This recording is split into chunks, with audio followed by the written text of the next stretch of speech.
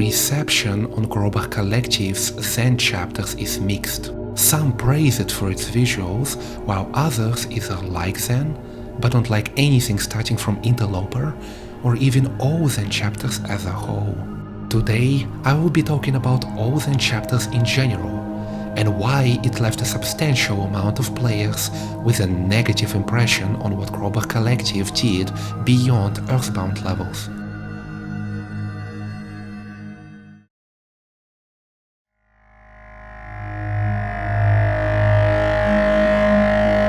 It is important to mention that a large amount of Gonarch Collective developers have left the development before and during production of Zen.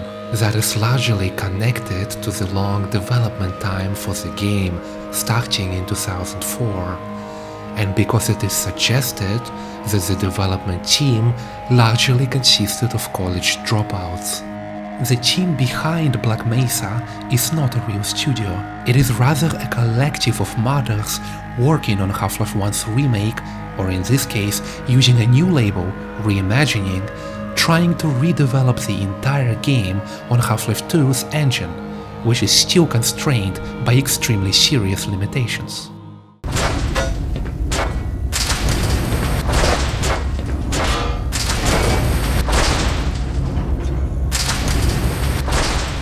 They were working on the mod in their spare time, and eventually making it to a retail Steam product. And by the time they actually started developing Zen and conceptually planning on what they wanted to do with it, the team was left severely understaffed. While the detailed specifics of how little their team was by the time Zen went into production aren't fully known, they had to find a new level designer for their Surface Tension and Cut and Zen chapters. They eventually hired a modder who created the On-A-Rayon Cut, placing him as a lead level designer to make up for the developers who have left. That, and they were also busy developing multiplayer maps for the game that no one really plays.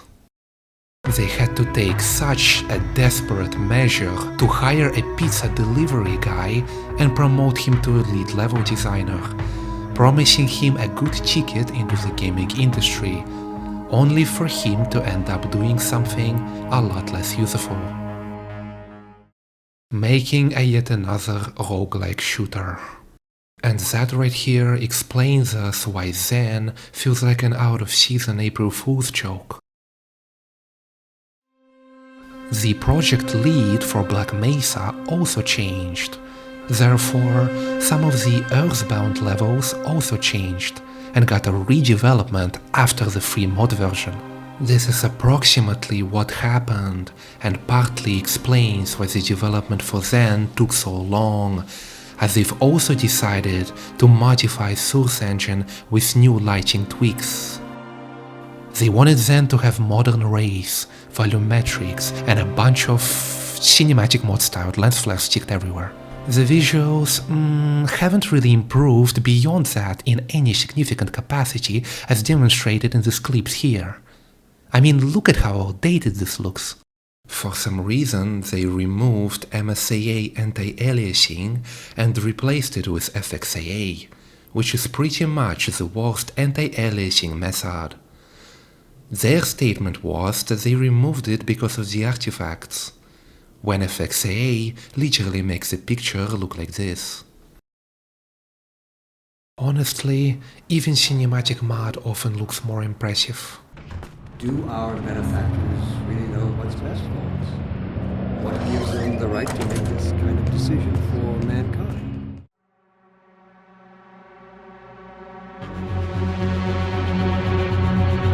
Still, while the development wasn't cancelled and just abandoned, unlike with many other mods, the majority of the developers had lives and left the project, leaving a bunch of teenagers to develop Zen chapters, teenagers working on Zen who didn't really know what to do with it, but the ones who seemingly watched and liked Avatar and some of the other mediocre movies.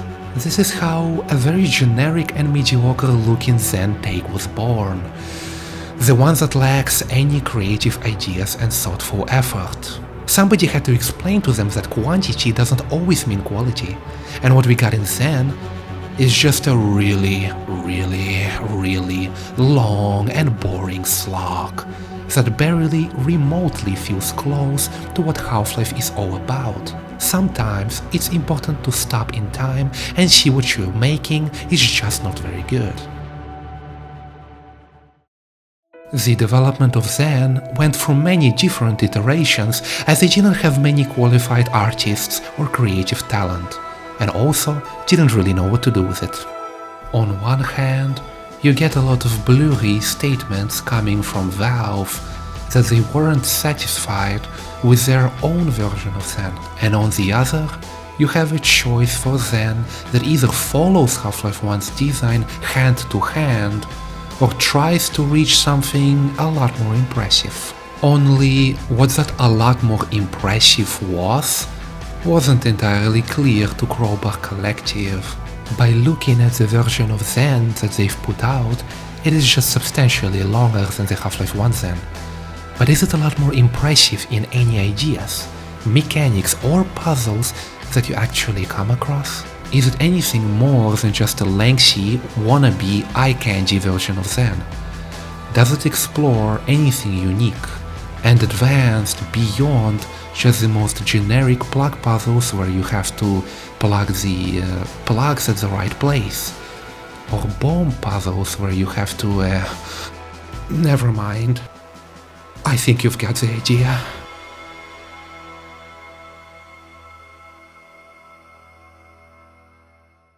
Black Mesa Zen is just not very good.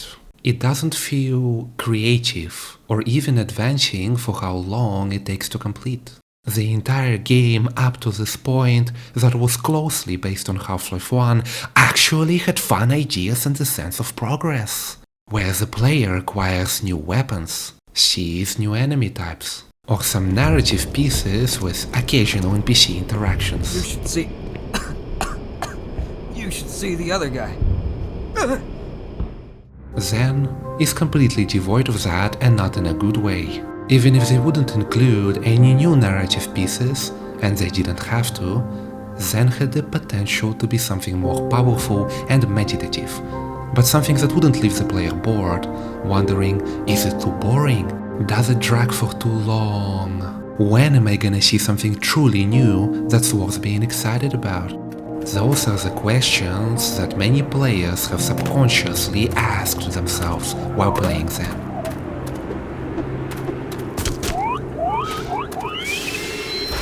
And the ones who talk about how good and incredible Zen in Black Mesa is are usually people who talk about the breathtaking graphics and environment, rather than something native to Half-Life such as game design and advancing gameplay. When those who think they liked Zen in Black Mesa struggle to point out any actually worthy and enjoyable elements to Zen apart from graphics, then there is a serious problem with the game. Graphics is not enough for everyone. Some players just want something more interesting and native to Half-Life. That does not quite feel like Half-Life, and once you understand what Half-Life is about, you realize why it's so lacking. Because having repetitive puzzles and monotonous environment for hours is not what we know Half-Life series for. Crowbar Collective took the game design it established up until then and threw it out the window.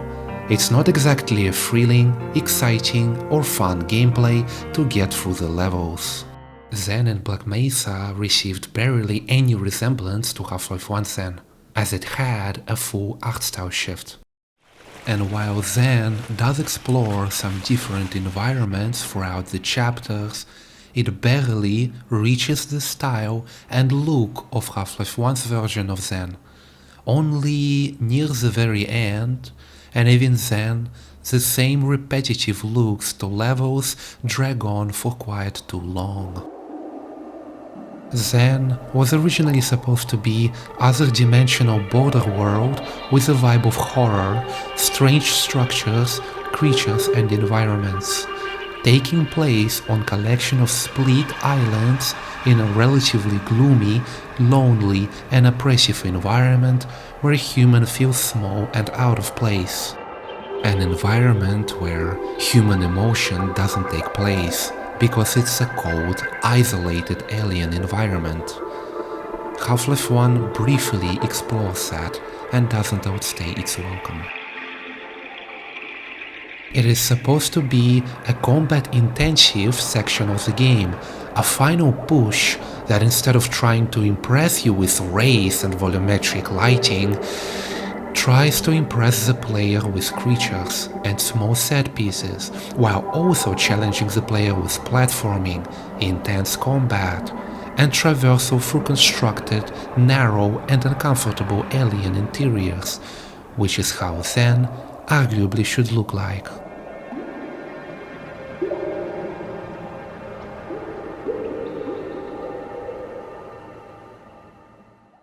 It has that endgame feel to it, and it never drags on for too long. It was never meant to be a very long, giant, populated alien world that outstays its welcome, like in Black Mesa. If Crowbar Collective wanted to do a reimagining of Half-Life that occasionally does its own arbitrary decisions, then those decisions have to pay off and amount to something within the Half-Life game. If it wants to introduce a swamp, then the swamp has to actually have something interesting about it, apart from green fog and leaves you jump on. There has to be something more than that, and expansive, something that would fill the gap of potentially lost opportunities of the vanilla game. It only managed to pull that off in some of the Earthbound levels, by making the places look more realistic and have some new narrative set pieces. There is a Vortigaunt village in Zen, but it's though. The only original levels that Crowbar Collective created, the ones that don't follow Half-Life, kind of suck. The length of Zen doesn't pay off, and makes playing through it a waste of time. While there are relatively fun moments, like Gargantua chase sequence, they are a rare exception. What I find very ironic is that On a Rail chapter in Black Mesa was severely shortened because developers and the players found it too boring, when what they did in Black Mesa many years later is a complete antithesis to that decision. What was the point of cutting a significant portion of On a Rail when Zen is longer and is somehow even more repetitive and boring than the Half-Life 1's railway corridors? Puzzles that the Zen has are just the plug puzzles, more bomb puzzles, and shoot the disgusting organic object to open a path. Some of the environments are not only repetitive, but in some instances you are walking through essentially the same environments. This is not Halo or some other uninspired console shooter, but with these efforts you are turning it into one. The first time we see a plug puzzle in Zen is on a second map, and from there it adds plug puzzles for the sake of adding a filler puzzle. It doesn't feel satisfying and is an overused nuisance. Some solutions to puzzles are stupid and don't make much sense.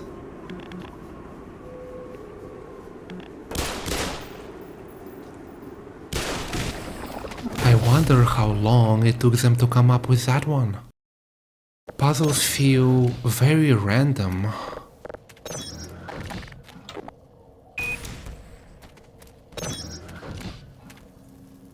I also had this very weird glitch with plugs.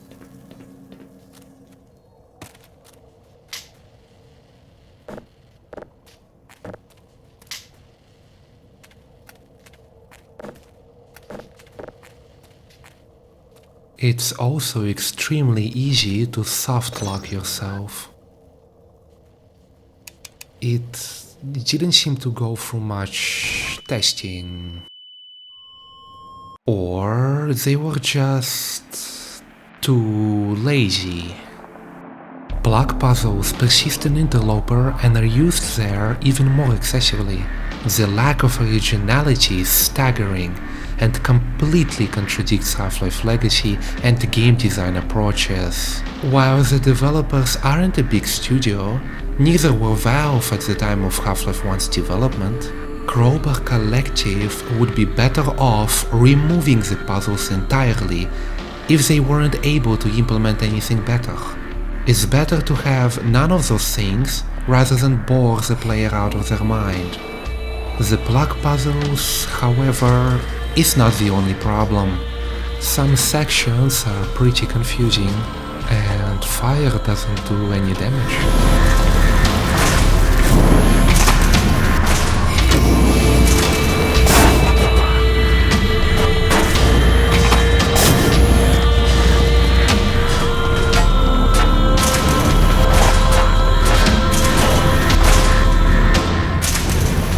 Pretty much every other puzzle in Zen is about pressing buttons or shooting something explosive or flammable.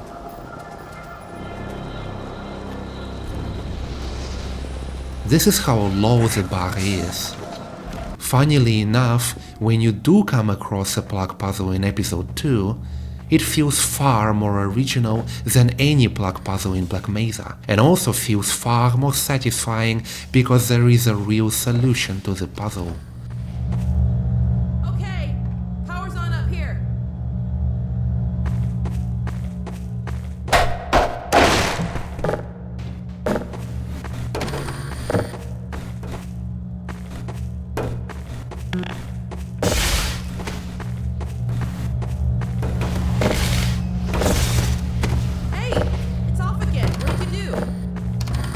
One such simple plug puzzle shows its purpose rather than being a filler. It is also a good way to introduce a new enemy. There is a Half-Life 2 mod called Research and Development that had far more creative puzzles, all pulled off in the span of 2 years after the release of Episode 2.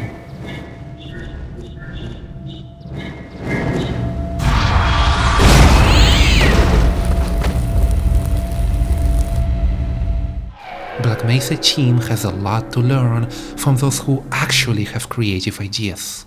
Because it's a reimagining, they decided to come up with new creatures. Out of new creatures, water barnacles is somehow the only original hostile creature they came up with. Even then, it's just another barnacle. Is it fun to fight?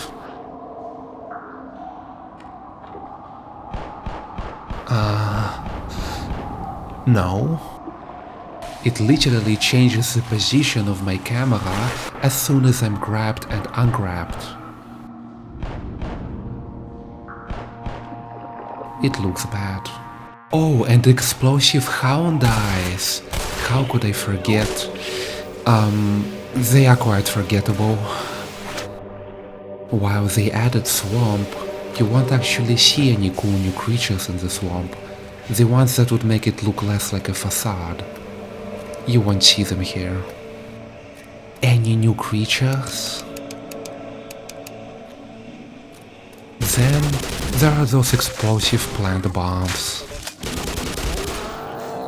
Bombs are being excessively reused in different ways throughout most Zen chapters. Here, I end up in a bomb-infested corridor where if at least one bomb explodes, you die.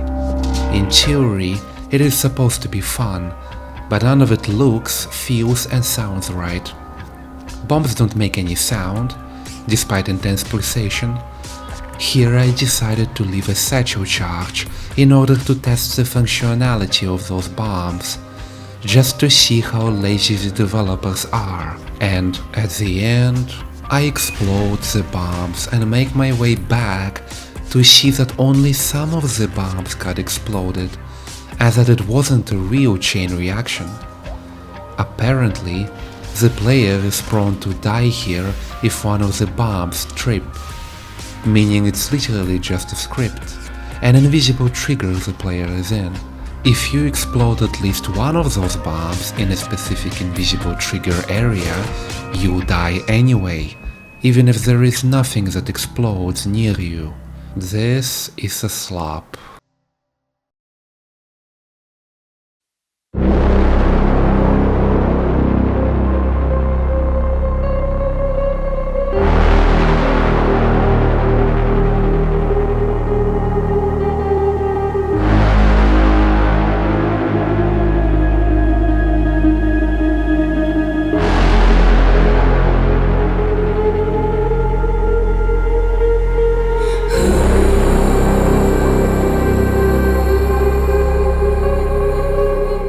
We start off Gonarch chapter by running around an empty field, trying to search for buttons to push.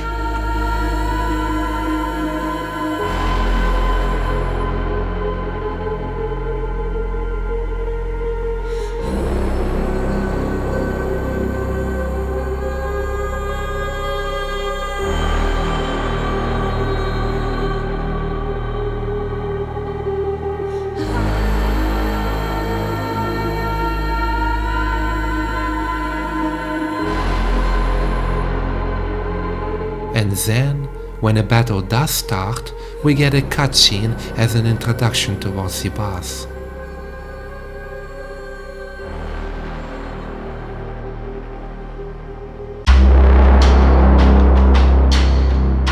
Then, as soon as I'm about to start fighting it, it throws an object at me, with no indication it's actually about to throw an object at me, and insta-kills me even on normal difficulty, for me to then go back to the cutscene to watch it again. Classic.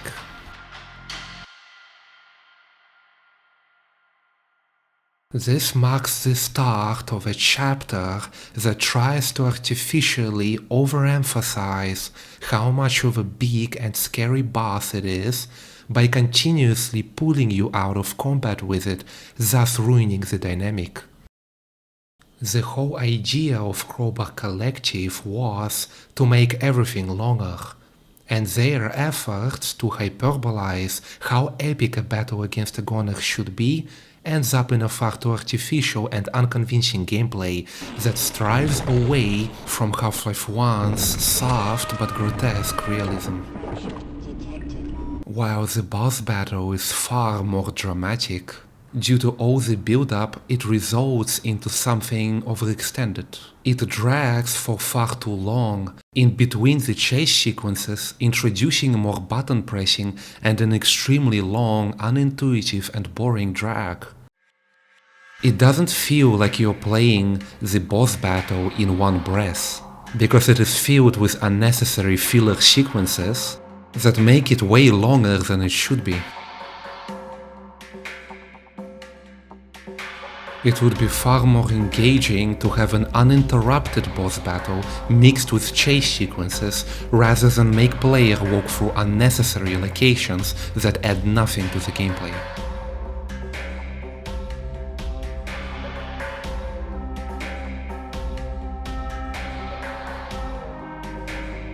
It makes you swim around and shoot plant bombs yet again, as if it wasn't overused already. This type of filler makes it less fun. It has no place in what could have been a far quicker, shorter section with more fun gameplay.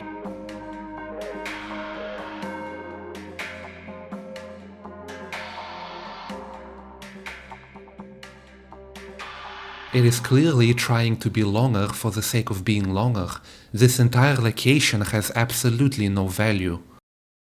It is extremely in your face without the overexposition. You also continuously come across those flammable plants that do nothing but slow down gameplay.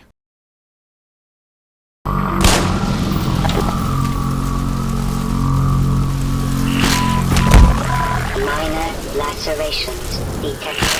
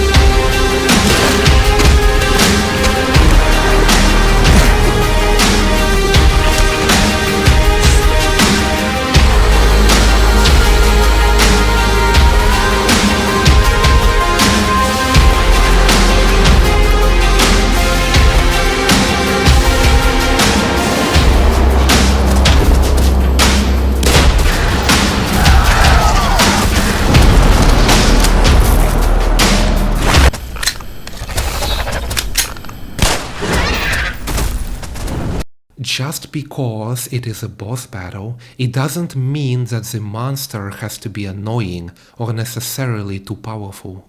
Because Black Mesa overemphasizes this boss battle, trying to make it look cool, which results into a fake over-exposition and makes it look far too unconvincing, rather than satisfying, straight to the point, relatively grounded battle. Over-exposition and overly long build-up is what hurts this particular chapter, and it comes off as extremely pretentious. No one asked these chapters to be longer. It doesn't make the game fundamentally better. This is not how you achieve better. In contrast, when it comes to Half-Life 1, there, the battle is not trying to create too long of an exposition and directly introduces you an enemy. If we were to look at the behavior of Gonarch in Half-Life 1, we'll see that it's far more passive. It doesn't just start randomly running at Gordon like in Black Mesa, because there is a logic behind it. Gordon is the one invading its space and is trying to keep him away. It's way weaker, more realistic, and a lot more avoidant of Gordon, rather than being glued to you. It isn't there to try and hunt you, because it has its children it tries to protect and doesn't want to get spammed by the bullets. It doesn't dig itself out of the ground like in Black Mesa to hunt Gordon. It is Gordon who came there to hunt them to eventually close the portal. Black Mesa developers completely fail to understand the logic behind Gonarch. Gonarch in Half-Life 1 is less of a hunter, and in realistic terms it would be scared and try keep itself away from Gordon, rather than continuously go great lengths to hunt him down. Because getting shot in the balls is not a pleasant experience, and Gordon poses too much of a threat. If you damage Gonarch enough, it becomes scared and runs away to protect itself. It never asked for a battle against Gordon. Here, Gonarch is instead asking to fight Gordon, trying to find and kill Gordon. Which doesn't make sense because Gordon damaged it far too much and it literally just tried to run away from him. It doesn't just appear in Gordon's path, it follows Gordon persistently. Again, Gonarch never asked to fight Gordon, he's posing a danger to Gonarch, thus it would realistically be scared and try keep itself away. While it's soaking up too many bullets is unrealistic in both Half-Life 1 and Black Mesa, realism by itself is not a goal of Half-Life. Rather a soft realism, where there is a balance between realistic things leaning towards something more fun. It is an enemy who is supposed to have a survival instinct, self-awareness. It is always important to understand how creatures and animals would act in particular situations when designing such creatures in the game. It is important to understand reasoning behind why it does things it does, and Valve pulled it off in Half-Life 1, especially with its fairly complex AI compared to other games at the time. It wouldn't hunt the player down unless Gordon comes to Gonarch yet again all by himself. Half-Life is not a movie, it doesn't need a long exposition for a boss battle trying to look overly shiny and cool. It doesn't try to do things that are unnecessary. Quite the opposite. Only things that are necessary are kept. It's not about what is the coolest thing to do, it is about what is the smartest thing to do. While Valve are failing such things all the time, at least they tried. This point is further solidified in the final battle against Gonarch. It tries too hard. In beta version of Zen, this boss battle was actually a lot harder. It's all unnecessary, redundant. 99% of this chapter is a filler, and it isn't worth it to cover anything else, because we've already seen that everything else in other chapters. The next boss battle is obviously a final chapter in the game, Nihilanth.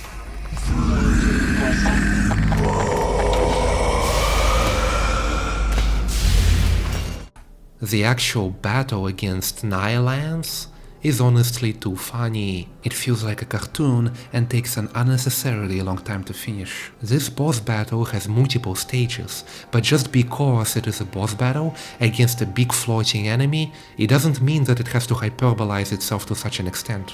At some point, it feels like a ridiculous absurd.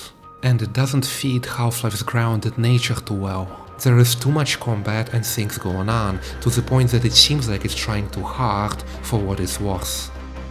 The whole point behind Nihilanth in Half-Life 1 was that it might be a big floating monster, but it is actually a very weak creature that can't do much to you, but to try anything it can for you to not be able to harm it.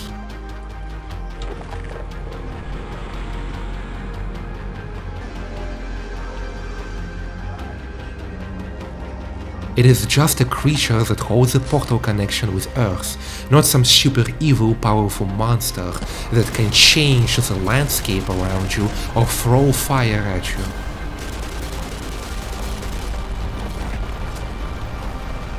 It is still an organic object that can die fairly quickly if there is nothing to power it. Crowbar Collective ended up making the battle too cheesy.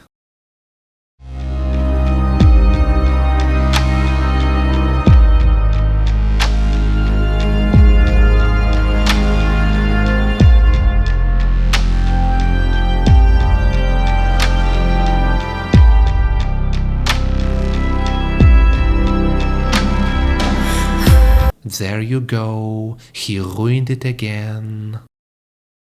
What also received a significant change is the soundtrack style in Zen specifically. And if you think that I'm going to start speaking about positives now, you're wrong. You see, this soundtrack doesn't quite ring Half-Life to me.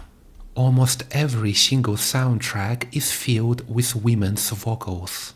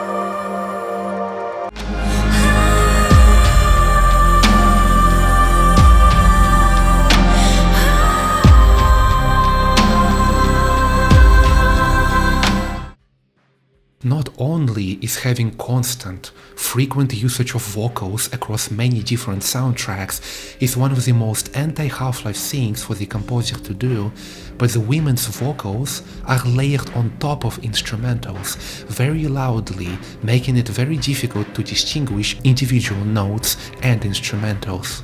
As for the instrumentals themselves, however, the ones from the Zen soundtrack do not quite come close to the ones released before Zen, the ones that were more in line with the Valve soundtrack, as it lost that industrial, rhythmic vibe in favor of a soundtrack that sounds more generic, movie-esque and quite random. It's not entirely clear if it was the composer's decision to include vocals into nearly every Zen soundtrack, or it was the artistic direction of the developers. But to me, the inclusion of vocals everywhere makes it quite unbalanced. The composer also stated that he used his own wife to help him out with the soundtrack, and it is very likely that all the screams that she makes have something to do with his instrumental technique with her. Suddenly, Black Puzzles make a lot of sense. It has a more movie-like soundtrack, partly due to the art style shift of Zen that I described previously. It's clearly supposed to depict a vast, bright, and breathtaking horizon where it suppressed Half-Life 1's lenient horror, thus leaving a much more light-hearted atmosphere, especially combined with the overuse of vocals. When I speak about the horror in Half-Life, I don't mean that the game itself is a horror, rather that the horror it has is soft, because Half-Life tries to depict a dangerous environment where you are desperately trying to cling onto life. But it isn't trying to be horror by definition. Zen in Black Mesa doesn't strike that balance well because it tries to be a chill, beautiful environment rather than a strange and terrifying alien world. It's not even that beautiful. The skybox is fully static. You can see visible skybox lines.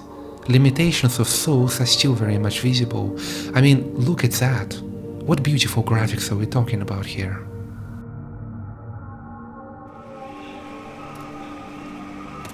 You can literally cut yourself against these flowers. They look awful. Look at how unnatural the green fog looks here. It's just plainly static. This fog and tint it introduces is static throughout the entirety of Zen chapters. This tint is introduced later in Interloper, only this time red. It is quite irritating to look at. The fog and prevalent presence of a certain colored tint on screen throughout many maps is irritating and doesn't look good, resulting in an overall muddy picture. It would never get implemented by an actual game studio in a game like this because it doesn't add much to the picture, just makes the picture more messy and murky. Zen is so incredibly low quality that you can still see this type of problems. I can literally see through the map. I didn't even need to position myself a certain way, it's that obvious.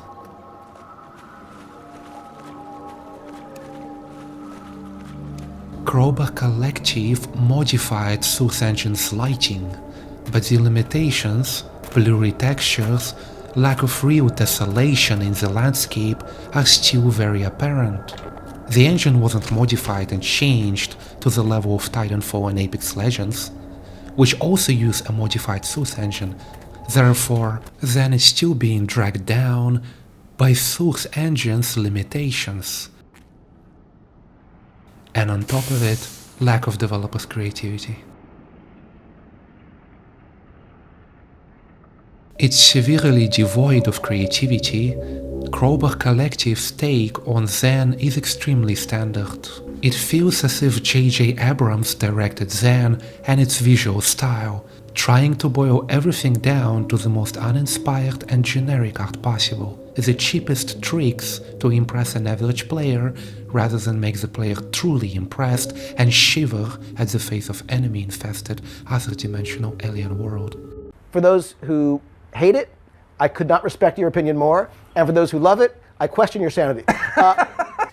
Mistakes have been made and opportunities have truly been missed. And it's not that Zen is technically supposed to be a gloomy world, which is a problem, but the way Crowbar Collective handled Zen, not being able to creatively expand beyond what was possible in 1998. When developers choose their art style to be vibrant rather than gloomy, opposed to the original, it has to actually amount to something meaningful. The events and ideas that would transpire have to pay off and justify such an artistic shift. And yet nothing that they've done in this version of Zen actually improves it or pushes the boundaries of what was possible more than 2 decades ago. Nearly everything that they've done in Zen, except the graphics, was still possible in 1998, except Valve decided not to drag it or to boil it down to repetitive block puzzles or some button pressing like Crowbar Collective did. Zen in Half-Life 1 is much more straight to the point. It served as the finale, the Half-Life 1's climax where player utilizes everything they had learned up to this point. And that's very important to understand. This is why Half-Life 1's Zen has a lot of platforming, a lot of combat, and is more challenging than the rest of the game, because it accounts for the player to have actually learned movement, combat, and tries to make use of the long jump module player acquired. In Half-Life 1, it's not just some walking simulator with low frequency and empty combat. It is a fun section of the game that offers a lot of mobility and ways to play.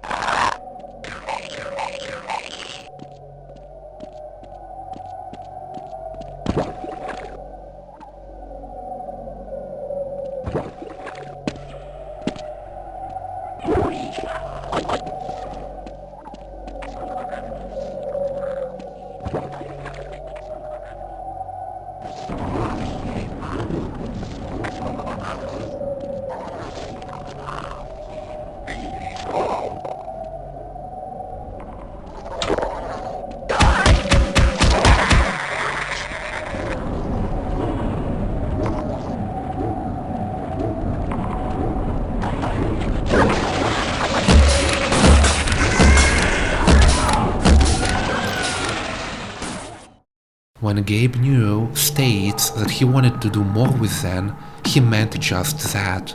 He wanted it to be more than just a combat, threat-infested climax. Not that Zen by itself is a bad section of the game, but Gabe New is really just a CEO. He's not a development specialist, game designer or anything like that. The game wasn't developed by him solely. Without the company, the team and efforts of other developers, one man amounts to nothing.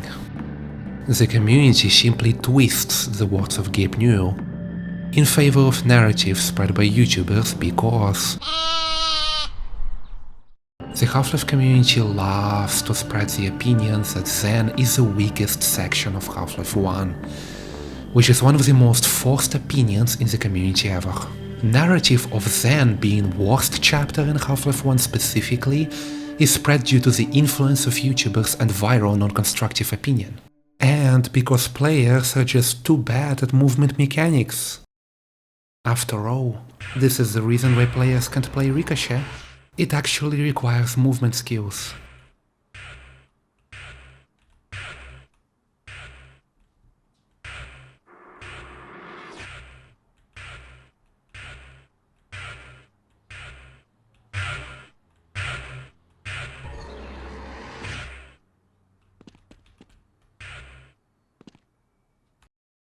Zen is only as bad as the rest of Half-Life 1. It's just most players can't handle the sudden, forced movement demand that it introduced, because it's far too unnecessarily punishing, and doesn't do a good enough job at directing the player at the beginning of Interloper.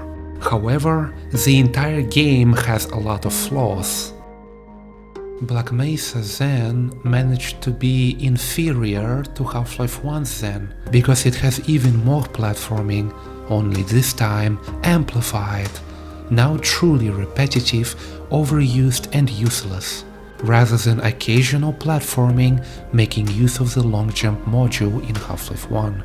Black Mesa did not fix Zen, it only amplified the problems it had. It is one of the best or the best section of the game.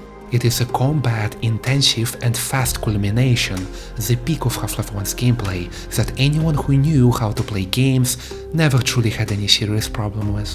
This section of the game in Half-Life 1 feels like a strange alien world where a human does not belong, opposed to a very inviting, with open arms world we see in Black Mesa.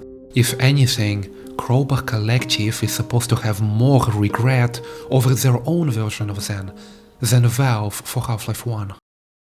Half-Life is not all about graphics, Zen is not supposed to be all about the visuals, therefore spending so many years to try and make something graphically impressive, which Black Mesa Zen did not achieve despite their best efforts, is a waste of time. They could spend way less time making a truly impressive alien world with creative puzzles and events, rather than treat it as Source Engine's graphical benchmark.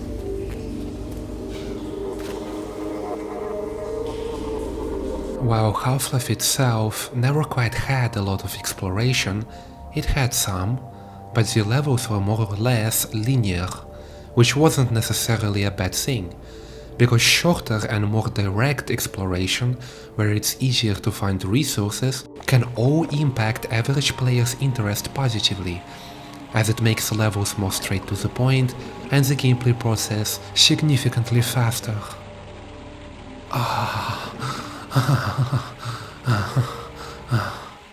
Half-Life ever rarely tried to slow players down, except for forced cutscenes in Half-Life 2 and significant slowdown and slow nature of episodes. However, if we were to picture a modern Zen with modern standards, I'm sure that many people would imagine optional, separate from each other islands, You'd be able to jump around with a long jump module, possibly caves that you'd be able to explore with interesting things to find in them.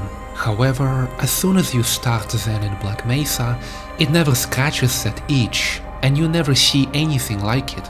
Everything is extremely linear and narrow.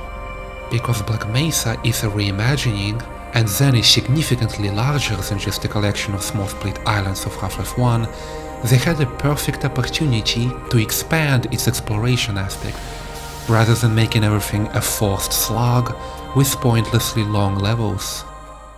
Even so, it does allow player to jump from one section of Zen to another and skip many areas.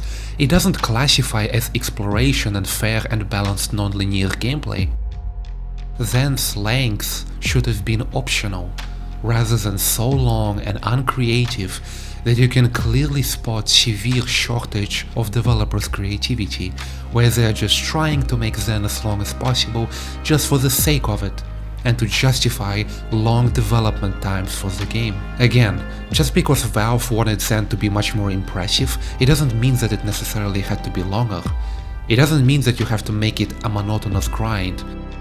Missed opportunities, creative ideas for Zen could be explored very quickly in the span of just few moderately long levels. Zen could have been much greater. Maybe if the developers would put more time into actually thinking about the structure and gameplay loop of what they were making, we'd have a much shorter but far more creative version of Zen. But when you butcher the art style and make the player do repetitive block puzzles, kill the same enemies time and time again, only for the player to be rewarded with more empty levels where you walk on skin, get sucked into more vents. When you're in charge of something as important as Half-Life 1 Remake, way more effort and thinking has to be put into development, as its set pieces have to be very well paced, decisions carefully evaluated. Some things just don't work and may result into waste of time of an experience.